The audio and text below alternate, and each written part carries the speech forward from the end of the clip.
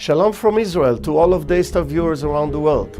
I am Moshe Bar Tzvi, the producer of Israel Now News. We at Israel Now News are dedicated to bringing you the full story and the truth about Israel from Israel. It's written in the Holy Bible when David said in Psalm 43:3, "O send out your light and your truth. Let them lead us. Let them bring us to your holy hill and to your tabernacle." And God says in Zechariah 8:31, "I will return to Zion and dwell in the midst of Jerusalem. Jerusalem shall be called the city of truth, the mountain of the Lord of hosts, the holy mountain. Always search for the truth, and the truth shall set you free." John 8:31. I hope you enjoyed the program. God bless you from Jerusalem. Shalom, shalom.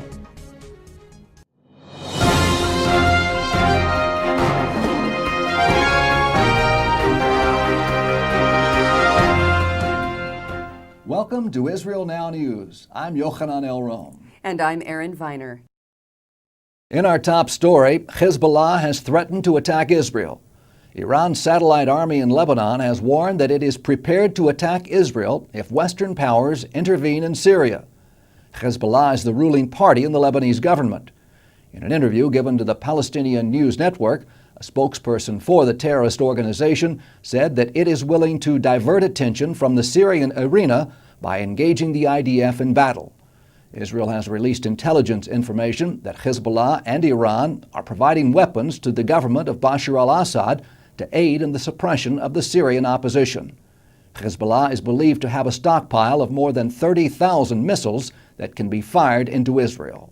After reports that more than 6,000 people have been killed in the Syrian uprising, the United Nations Security Council voted on a draft resolution endorsing the Arab League's call for Syrian President Bashar al-Assad to step down. China and Russia used their unilateral veto powers, however, to completely shut down that resolution. U.S. Ambassador to the UN, Susan Rice, said that America was disgusted with the outcome of the vote, adding that any further bloodshed would be on Russia and China's hands.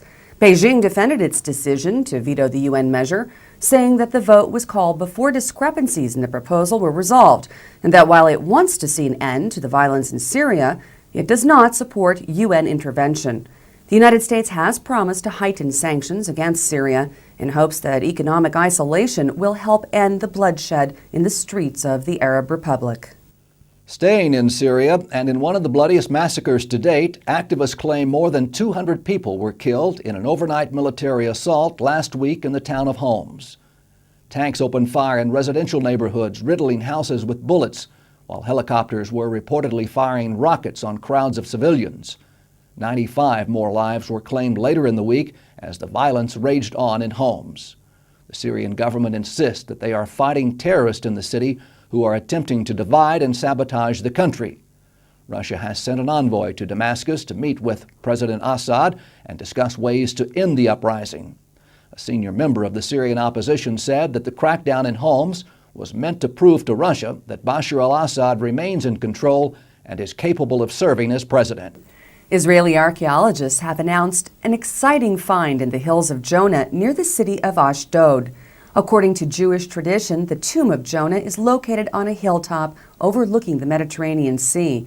On that very hill, Israeli archaeologists have excavated a large wall, which they believe was a fortress in the First Temple period.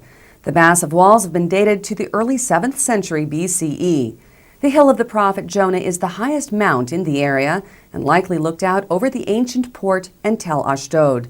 The discovery is further evidence that the prophet Jonah was called to Nineveh. U.S. President Barack Obama has blacklisted all Iranian financial institutions under U.S. jurisdiction. Last Monday, Obama signed an executive order which calls for blocking all property and interest of the Iranian government, the Central Bank of Iran, and all Iranian financial institutions that fall within U.S. jurisdiction. In response, the Iranian parliament said that it will halt its oil exports to some European countries. An Iranian lawmaker said, in retaliation to the Zionist-backed measure of the European countries to ban Iranian oil, we are ready to impose a ban on oil exports to some European countries. A spokesperson for the Iranian Foreign Ministry said the sanctions will not have any impact on Iran's nuclear course.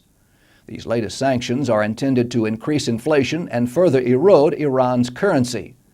Iran's economy has been affected by the restrictions already in place, but Washington wants to ensure that there are no loopholes left for Iran to abuse. In a letter to Congress, President Obama said that Iranian banks were hiding transactions to undercut the financial restrictions already imposed upon them. These latest sanctions will ensure that the Iranian state cannot avoid the penalties which they have incurred.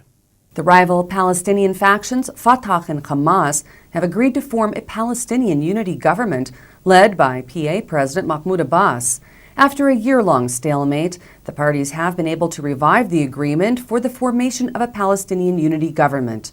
At a press conference held in Qatar, Hamas Political Bureau Chief Khalid Mashal said that the Palestinians want to achieve unity, move forward to resist the enemy Israel, and realize their national goals. Israeli Prime Minister Benjamin Netanyahu expressed his concern over the alliance, saying that the reconciliation between Hamas and Fatah will end